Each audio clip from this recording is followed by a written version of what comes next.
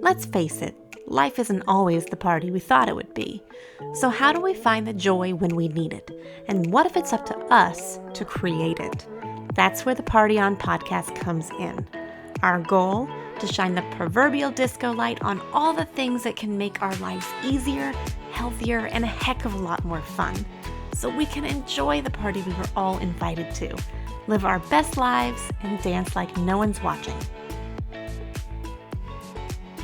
Hey friends! Today we are going to talk about something super personal to me because I am currently in it, like right now, and have been for the past couple weeks. It almost stopped me from recording today, and it has stopped me from doing so many things in my life. And a lot of the time, even when I've pushed through, it's stolen a whole heck of a lot of joy from me, and that thing is perfectionism. So this has been a lifelong struggle for me. I know I'm not alone in this. I know so many of us struggle with this. And I want to talk to you about it today because, like I said, I'm in it and I've been in it and I've had to fight my way through it literally my whole life. And some days I do better than others because I'm human. Some days I do worse than others.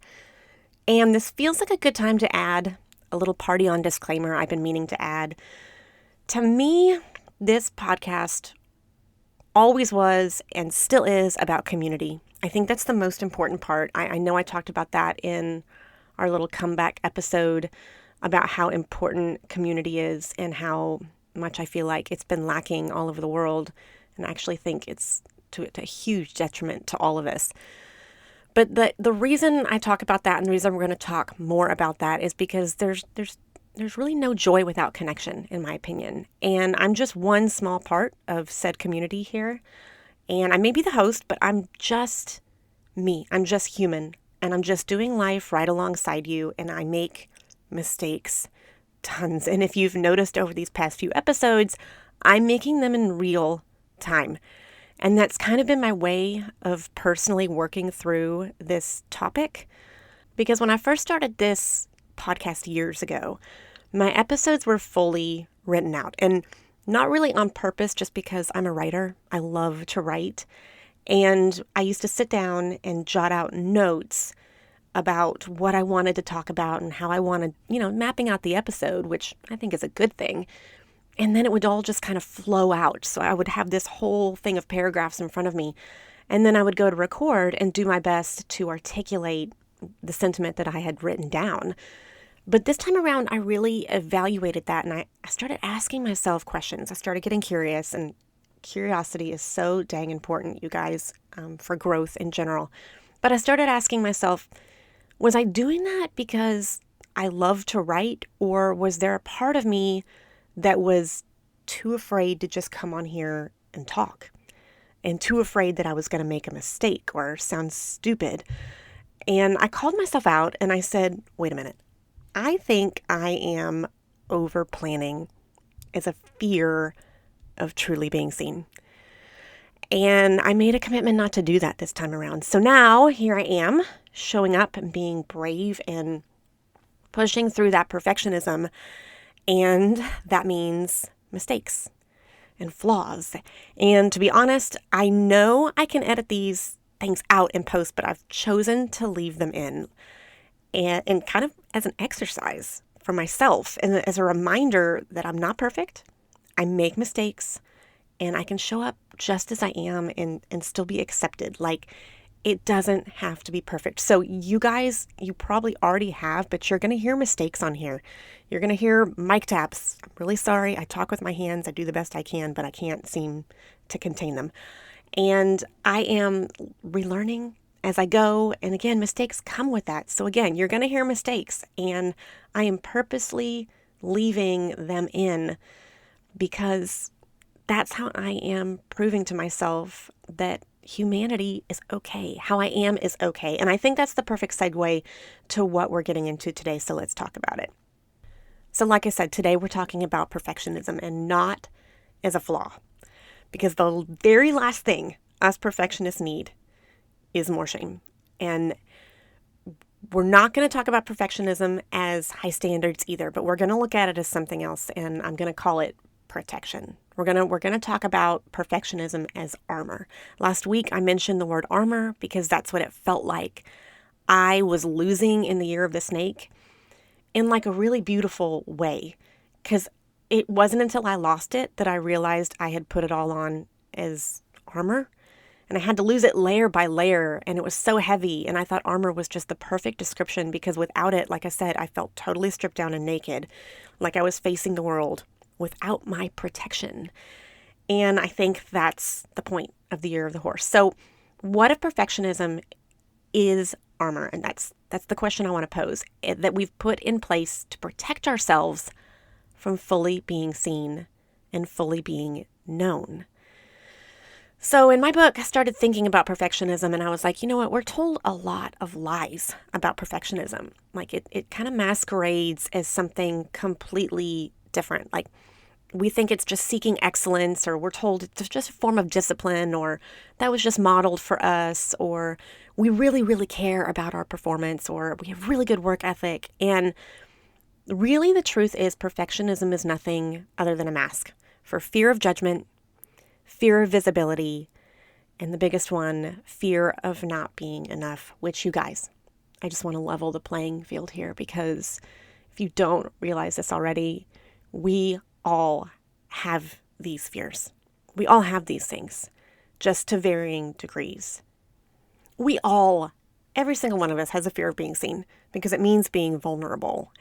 And to a lot of us, just, I don't know, think about when I say the word vulnerable, how do you even feel in your body? Like to me, the word itself gives me the heebie-jeebies because it creates a feeling of a lack of safety. And I mean, the word itself, not just being vulnerable.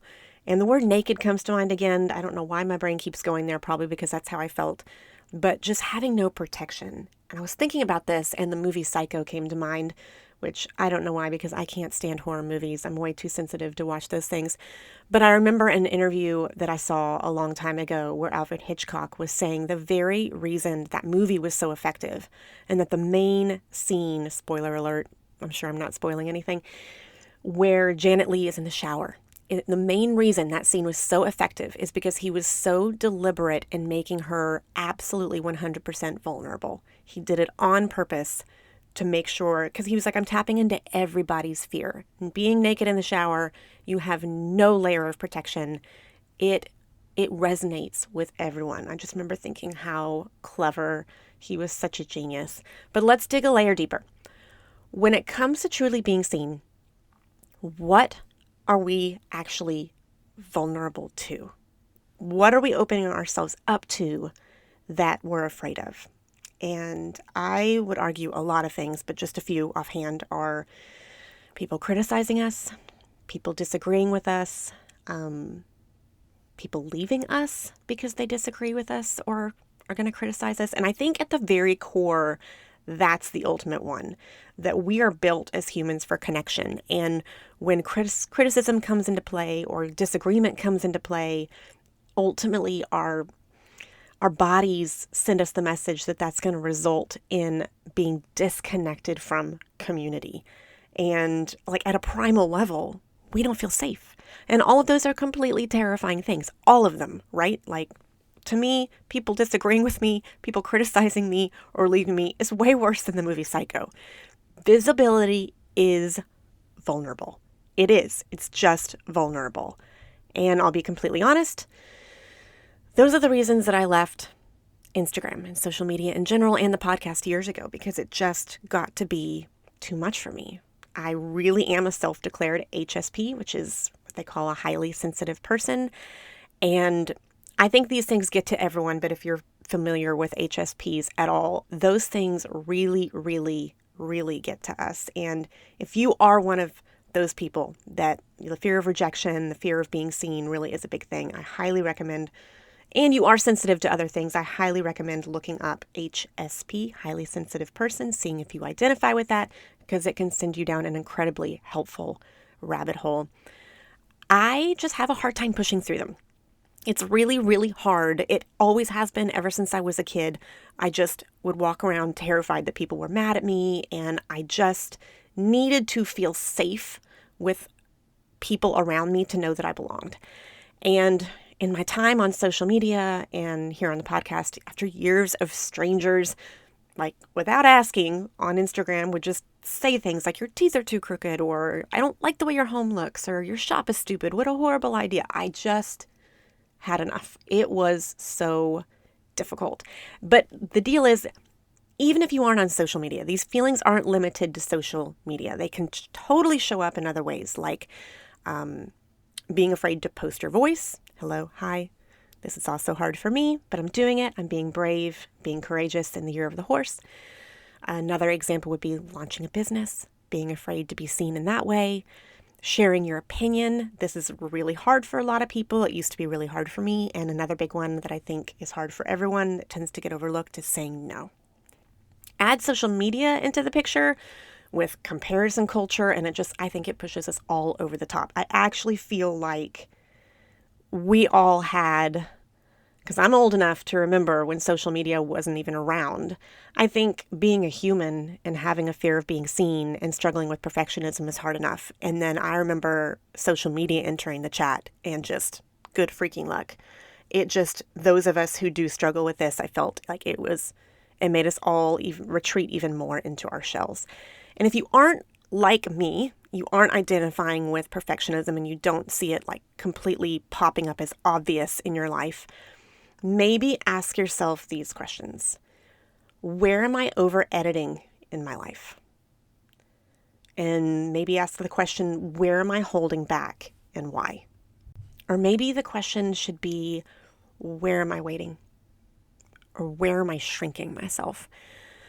Because a lot of times I think perfectionism masks as procrastination, which can look like not launching the thing you've been planning, not delegating if you have a business and you are trying to do it all yourself, not delegating, and procrastination disguised as productivity. This is a big one, you guys. So how many of us do the thing where we're like, I'm not going to do that because all of these other things here, I need to do those first. And we come up with these reasons, but really we're just procrastinating the thing that feels the most vulnerable. And here's the thing. Here's the real kicker and what I've learned these past few years. It's costing us way more than we think, you guys. Perfectionism seems kind of harmless, but it is costing us so much. And the sad part is, like I just said, sometimes you can't see it till hindsight, because mainly it's costing us our joy and happiness. It's costing us our momentum. It, a lot of the time, cost us our creativity, and it definitely costs us connection. It's all killed by perfectionism and the fear of being seen. It doesn't make it any easier, but it's just a fact. It is hindering our happiness. And here's the deeper cost that I realized pretty recently. And to me, this is the very worst one. You never actually get to be known, like truly known, if you are only showing the most polished version of yourself. I mean, mic drop, right? Like, we're all human.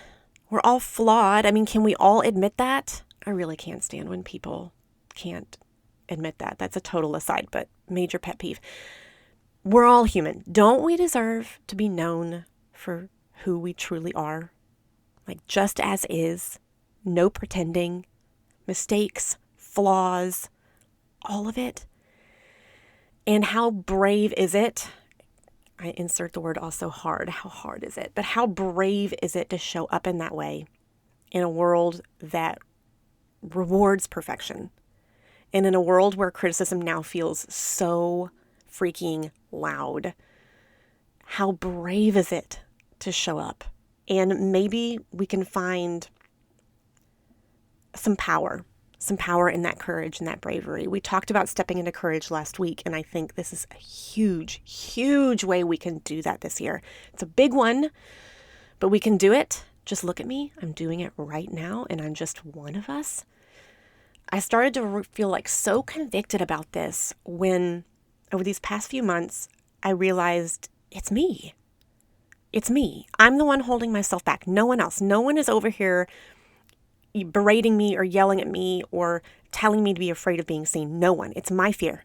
The fear is inside my ears, stopping me from the joys of sharing my voice and my passion and my joy and my feeling joy in return. And how ridiculous is that when you think about it? It's still scary, but how ridiculous is that? So I started to think, how do we get better at things like this in life? And the word practice came up. My son's in baseball. He loves his baseball. And practice, just watching this kid practice has been such a blessing in my life. Watching how much he has improved. It's freaking incredible. And we can practice literally anything in our lives. So what if we could practice being seen? Like almost kind of in an exposure therapy kind of way. What would that look like? And I started to play around with it. So for me, it was getting back on social media, but super slowly, like just kind of being there, like just being around it. And then I just kind of got back on for months, you guys, very, very slowly. And then maybe post one thing. And then start to realize when those familiar feelings pop back up of maybe I'm not good enough or I'm not posting the right things, that it doesn't freaking matter. And I started putting parameters in place for my mental health, like not caring about like counts or followers. And this is key, reminding this to yourself every time you post, because my humanity shows up. So it also looked for me like starting this podcast up again, but with zero pressure. Like this show doesn't need to conquer the universe, you guys. I'm not trying to be Mel Robbins. In fact, I'm going to tell a quick story here because this actually was instrumental to me when I remembered this story. So years ago when I was on social media, and this meant so much to me then, but it didn't really even occur to me how much it meant to me until recently. I was supposed to be at an event and got sick, couldn't show up, but a friend of mine was there. And a lot of people came to this event, and one of you came up to her and said, "Hey, I was looking for Allison R's." And she said, "Oh, she couldn't make it. I had posted that I couldn't make it, but she hadn't seen this." And she said she couldn't make it. She wanted to be here so bad, but she got a stomach bug last minute. And this person went on to tell her about how much my podcast had meant to her and how much my social media had meant to her, simply because she had been going through cancer and she didn't have a lot of support in her life. She was going through chemotherapy, and she said just feeling connected to Allie and the Party On podcast and her social media, it made me feel like I had a friend. And that right there, you guys, that's one person. That's one person. And isn't that the way we should be looking at everything we do in life? If our voice, if what we have to offer, if being seen, if showing up offers connection to one person, it was worth it. And then here's the clincher. That one person can even be you. That one person can even be me. As in, if me showing up here and sharing my voice and being creative and getting back on social media and feeling connected again, if that helps me, it's worth it, because I am worth that just as much as you are worth that, just as much as everyone else is worth that. So whatever you love to do, whatever you love to share, you are worth doing that for. That's reason number one. And I promise you, if you do it for you, it will also help other people. It will. It is just a fact. And for kicks and giggles, I drafted up a few other ways of practicing being seen that are helping me as I re-enter the world. And maybe as you get up your courage to do the same, they can help you too. So, number one, share before you feel ready. And this is my number one tip, you guys. The longer you wait, the harder it gets to share or to start. And guess what? Okay, if any of you guys are toying around with starting a business, I could talk forever about this. Write this down. If you're driving, don't write it down. Start before you feel ready. Just start. Just start. Please don't let perfectionism get in the way of starting. Take steps. That's how you make mistakes. You want to make mistakes because that's how you learn. That's how you move forward. Remember, you just have to harness the horse and get on it if you want to go anywhere, because just standing there and thinking about getting on a horse does absolutely nothing. So share before you're ready. Start before you're ready. The longer you wait, the harder it gets. That's number one. Number two, leave room for flaws. Much like I'm doing with my shows here, leave your flaws in. Don't overcorrect yourself. Don't hover over yourself, fixing every tiny little detail, proving that like you have no flaws? We all have flaws. So prove that you can leave those flaws. Desensitize yourself to it. A lot of the ways this shows up for us women here is body image. Just like stand in front of a mirror and embrace your flaws. They're not even flaws, you guys. I promise you. They're not. What you think are flaws are not. So this is a practice in accepting yourself. Desensitize to yourself to what you think your flaws are. And I made so many flaws in that segment. Guess what? I am not editing them out. So there. Number three, practice micro visibility. If all of this feels like too much for you, do the little things. Sounds nuts, but I'm serious. Wear the outfit that you've been wanting to wear. Share your opinion with a safe group of people when you otherwise wouldn't have. Just practice showing up and being seen in the tiniest of ways, and give yourself time for this, you guys. Like, do this for months if you need to. There is no rush. There is power in stepping into these little teeny things and reminding yourself, this is for you. It doesn't matter what other people think.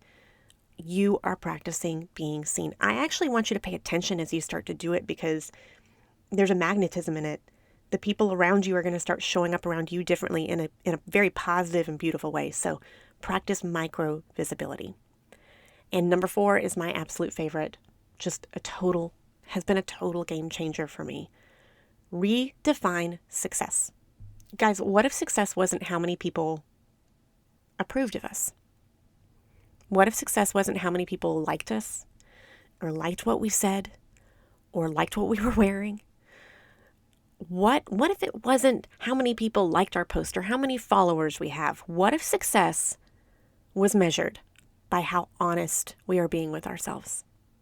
What if success was measured by how authentic we were being with who we are, what we're about, what we want to be, what we want to do?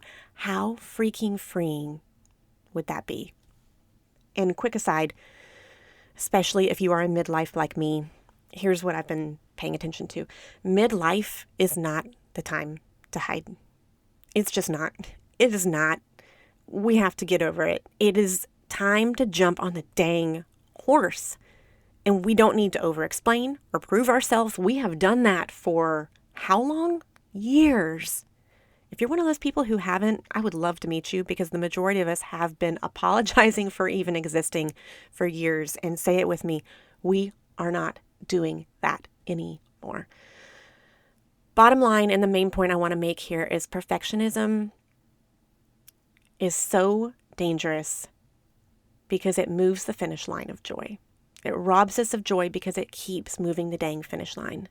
It says, I'll be happy when I do this, or I'll be content when this is flawless, or my body looks like this, or my business looks like this, or I can relax once it's perfect. You guys, if that's the way we're walking around thinking, if I can relax once it's all done, once it's all perfect, that is zero rest, zero relaxation, zero joy, zero connection. Do you see the problem? The goal keeps shifting. Joy and happiness, in my opinion, live in the process and in presence. But perfectionism creates this imaginary future, this someday where everything is perfect, and it just doesn't exist. Right now exists. If you want more joy, allow yourself to be good enough. Share you with no armor on. Share before you're ready. And the most important part, detach from the freaking outcome. Y'all, joy is not found in perfection. This is what I've realized. Joy is not found in perfection. It's found in permission. Giving ourselves permission to be fully who we are. We are put on this earth to be us. People need who we were put here to be. And we are only robbing ourselves with the fear of being seen in perfectionism. I jotted down a few journal prompts, shocker, that I want you to work on. And look, you guys, don't make me come over there. Look, these journal prompts are everything. And spend some time on them. I'm actually super horrible at this, or at least I was in the beginning. I would get a journal prompt and I would just write my quick answer because I was so impatient. If you can, give yourself some time to just free flow after you answer the question, because you will be surprised at what comes up. And get curious. Ask yourself questions. What am I resisting here? What am I afraid of here? But these will always be in show notes, and here are the journal prompts for today. So, number 1, where am I hiding behind not being ready? Where am I hiding behind not being ready? Number 2, what is something I wouldn't hesitate to do if I didn't feel like I needed to be impressive? And this is a big one, you guys, because this one will reveal where your heart and soul are. So write these out. Get curious. Ask yourself where you're hiding. Ask yourself what, like we said in last week's episode, what is your soul asking you to lean towards? And just remember, this takes time. This is something that I have to remind myself of every day. I've gone through this. It all makes sense to me in my head. And then I still have the moments when I am putting myself out there, either on social media or hitting post on these podcasts or trying it is like nails on a chalkboard to me, leaving these flaws in these episodes, which there's only one I'm going to edit out today. I said the word sex instead of success. That has to go. But it is so hard. It's going to continue to show up every time we practice being seen. And that's how we get through it. And that's how we desensitize ourselves. So just keep showing up, keep practicing, and just remember, perfectionism says I can be seen when I'm flawless. And courage says I can be seen just as I am. That's what we're aiming for, guys. That's what we want. Not that it's easy, but it's worth it. You guys, thank you so much for showing up today. It is so important for you that you took this time for yourself, and I hope you found some value in the things that we talked about today. As always, this podcast is sponsored by the Festive Farm Co. We hope you guys will stop by, take a look at our shop, see what we have in store. We offer meaningful gifts that add value to people's lives so that you can spread love and joy and encourage them to be seen, encourage them to show up. Everyone is going through something difficult in life, you guys. Everyone is. And the value that you provide when you show up for them and say, hey, I see you. I know you're going through something, but keep showing up. Keep showing up. Or maybe you just want to encourage someone else to do their thing, to shine their light and be seen. You can go to thefestivefarmco.com, use the code PARTYON for 10% off, something to send to encourage your friends today. And as always, if this resonated with you in any way, leave us a review on Apple Podcasts and send to a friend. But more than anything, keep showing up, keep working on being seen in little ways until you get braver and braver to be completely seen for who you are, because the world needs who you are right now. Not the perfect version of you, just you. I promise. Have a great week, friends. See you next time. Party on.